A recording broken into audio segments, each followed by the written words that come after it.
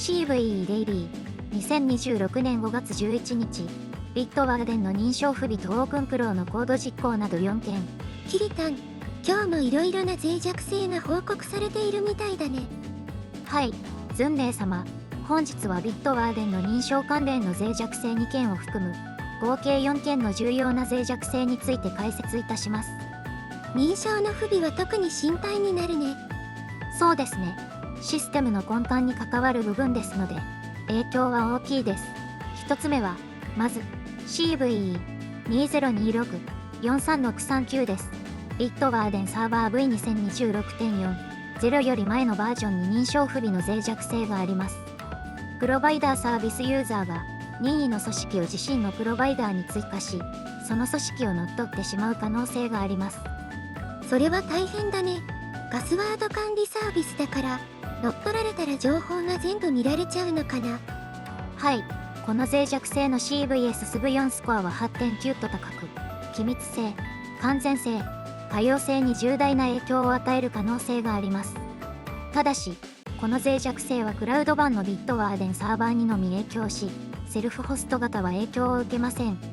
クラウド版を使っている人は注意が必要なんだね。はい、ビットワーデンサーバーを V2026.4.0 以降にアップデートすることが推奨されます。続いて、同じくビットワーデンサーバーの CVE2026-43640 です。V2026.4.1 より前のバージョンに影響します。組織の SCIM API キーを取得またはローテーションする際に、マスターパスワードの再認証が不要な脆弱性です。マスターパスワードの再認証が必要ないのは、ちょっと怖い気がするね。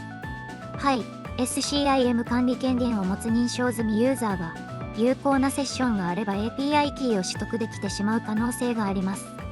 この脆弱性の CVS-SV4 スコアは 8.6 です。機密性と完全性への影響が懸念されます。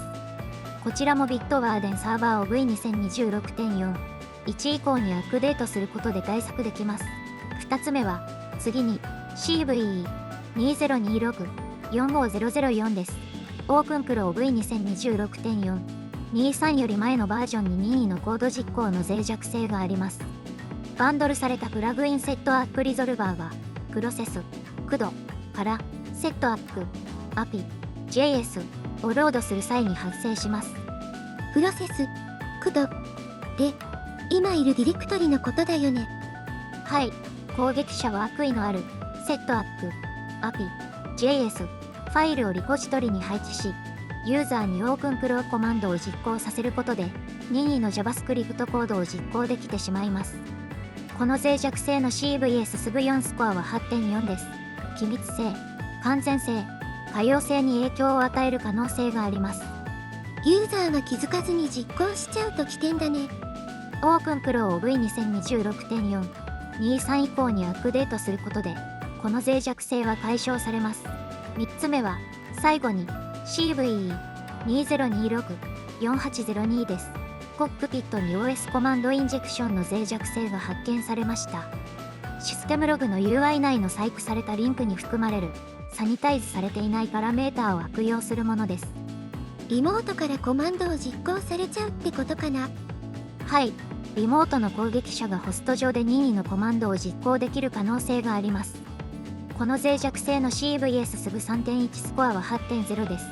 認証は必要ですが、ユーザーの操作を誘発することで、システムが完全に侵害される可能性があります。これはすぐにでも対策が必要そうだね。